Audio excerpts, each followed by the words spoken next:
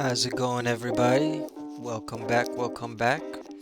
Thanks for joining Guts Clout Carnage, the podcast where we break down the chaos of culture, the psychology behind power, and the hidden machinery of influence. Today, we're talking about social media algorithms, how they move, how they manipulate, and how they became the biggest invisible force controlling modern thought. We'll go from the late 2000s tech boom to the algorithmic empire that we live under now in 2025. So, grab your coffee, grab your OJ, grab your phone if you must, if you can't put it down, because irony is also a full-time job. So, let's do this. Let's get into the show. So, the digital dawn, 2008, and the algorithm's birth. To understand where this all started, you've got to rewind to the end of 2008. The world's economy is crashing, but the internet, it's kind of just taking off. That year, Facebook had about 145 million users. YouTube was figuring out what monetization meant. Twitter was barely 3 years old and looked like a bluebird on life support. Then the tech boom hit. Venture capital flooded Silicon Valley. The crisis killed trust in banks, but not in innovation. Suddenly, young coders weren't just building apps; building systems that could they were building systems that could predict behavior. So I can tell you this much: it was a chaotic time at that point. So yeah, and that's when the first whispers of engagement algorithms really began. The goal wasn't to show you what you wanted, but it was really to keep you watching. And because time was money now, or more specifically your attention was money, Facebook figured out that if they could predict what made you scroll, they could also predict what made you buy. And if they could predict what you'd buy, they could sell that data. That's when the internet stopped being a library and started being more of a slot machine. Now, go around, circa 2010, 2016, we have the rise of influence. And at this point now, if you're still here, guys, and your brain's working, respect. Drop a like so more thinkers find this. Uh, Now let's get back into this. By about 2010, as I mentioned, the algorithm wasn't a background process anymore. It was the platform itself. YouTube's recommended tab became the new gatekeeper of fame. Facebook's news feed started deciding which friends you cared about. Instagram, when it dropped in 2010, was really just filters and vibes. But once Facebook bought it, the algorithm moved in like a landlord. Now, let's be honest. At first, it didn't seem evil. It was convenient, personalized, addictive, sure, but in that it was addictive in that, this is fine kind of meme way, you know? And behind the scenes, uh, data scientists were doing what they do best, testing human nature. They were testing human nature like lab rats in hoodies, to be honest. They learned that outrage, fear, and validation kept people scrolling longer than happiness ever could. And that's really when social media stopped reflecting reality, um, and it really started rewriting it. You'd open your feed, and suddenly everything was polarized. Everyone's angry, everyone's beautiful, everyone's hustling. It's not the world, it's the algorithm's version of the world. And it was not optimized. It was optimized not for the truth, but for engagement, because engagement equals clicks, clicks equal data, and data equals control. The internet figured out how to hack your dopamine and then called it content discovery. Now, then comes, the influence industry. So, we fast forward to about 2016, and the word influencer went from niche to mainstream. People used to ask kids what they wanted to be when they grew up, and the answers used to be varied. I want to be a cop, I want to be a firefighter, I want to be a lawyer, a doctor, this, that. But now the answer was famous online, an influencer. The influencer economy was born, and every brand wanted in. Every brand wanted in. From a business standpoint, it was genius. Instead of paying for billboards, just pay someone who is the billboard. But here's the dark twist. Influencers didn't just sell products. They really started selling worldviews, fashion, fitness, politics, conspiracy. Everything became marketable if it could generate clicks. And when the algorithm rewards the most clickable opinions, guess what kind of opinions win? The extreme ones.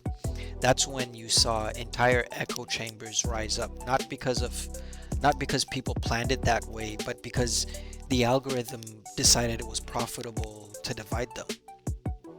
Underneath all that glamour, the platforms had found something not a bit. They had found something much darker than data. They'd found predictability, and once they could predict you, they could influence you. We didn't lose privacy, really.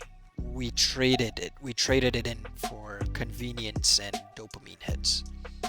Now, if you refuse to be predictable, hit subscribe and join the rebellion. Moving forward now, circa 2020, 2025, the algorithm grows teeth. Now you're in the present era. TikTok came in like a digital hurricane. Its For You page made everyone else's recommendations look like Windows 98, literally. You don't even need to follow people anymore. The algorithm chooses your interests for you based on micro behaviors you don't even realize that you're doing. You linger on one video for 0.7 seconds longer than another, boom. It got you. It knows. You scroll past politics too fast, don't worry about that. It'll test you again in the next few videos. It's not just guessing your preferences anymore, it's training you to have them. And here's the crazy part.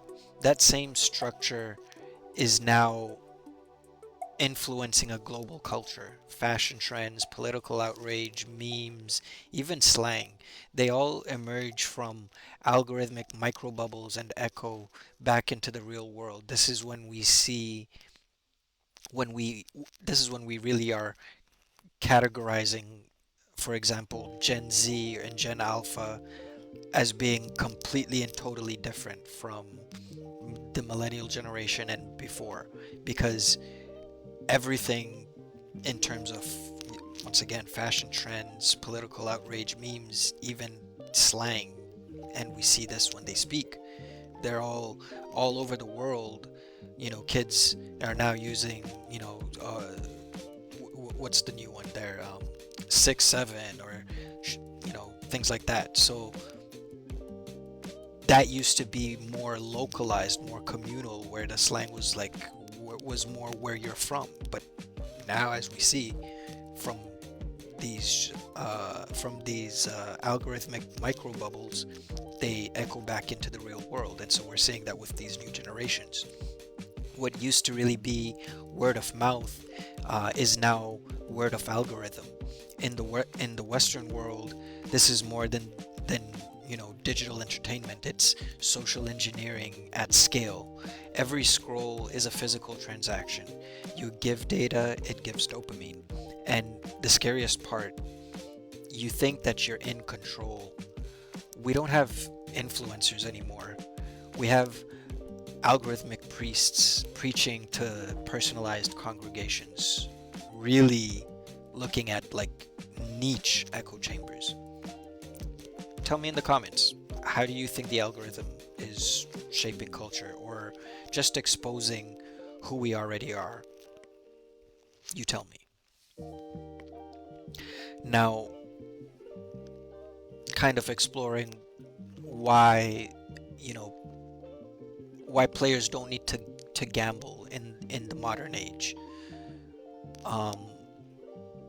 We can tie it to the human scale because the algorithm game isn't much different from the gambling game on one in the podcast episode that we talked about before.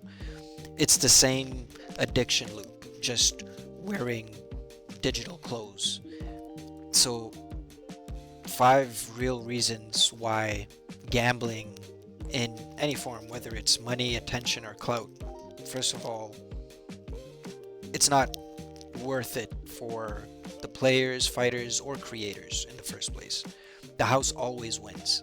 Whether it's Vegas or Silicon Valley, the system's built to keep you feeding it. The moment you think you're playing the game, you're already being played.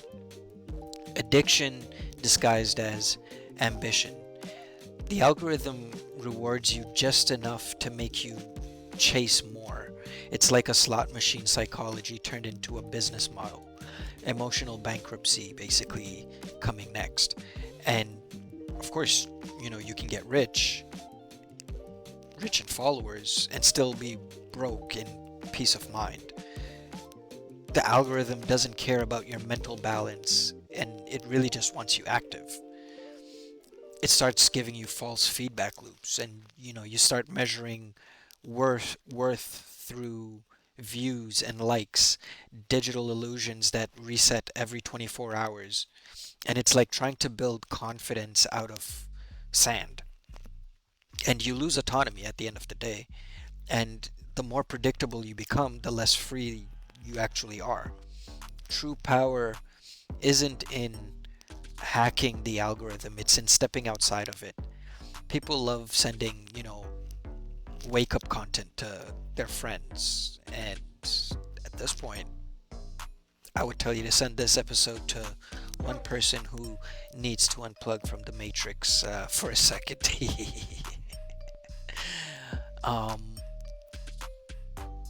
Now, coming back and moving towards the future and how it looks like in 2025 and beyond. In 2025, the algorithms aren't just deciding what you see, they're really starting to decide who also gets seen. Shadow banning, boosted visibility, AI generated content, it's a whole new frontier.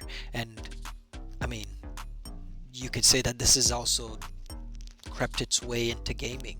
One game I'm thinking about in particular is Call of Duty. Anyways, the next phase isn't really about humans reacting to algorithms. It's really about algorithms reacting to each other. Content farms, training AI personalities to appeal to AI curated audiences, and we've started seeing that. We're entering a new era where machines are talking to machines and humans are just basically the currency in between. And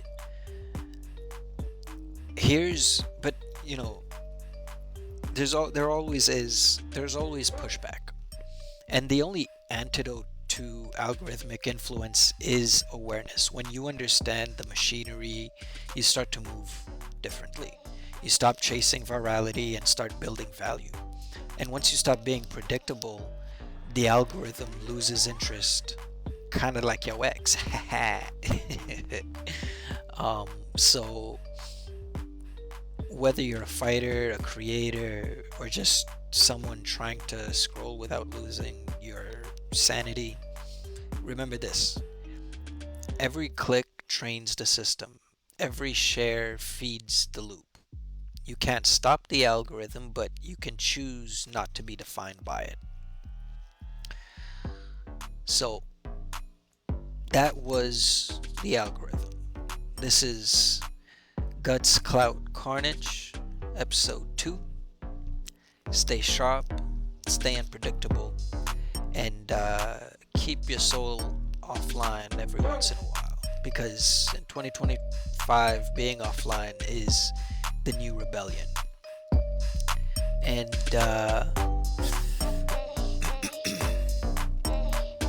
if you're still here riding with us, subscribe, comment, and share this with someone who's waking up to how power really works. Algorithms won't save you. Awareness will. Peace.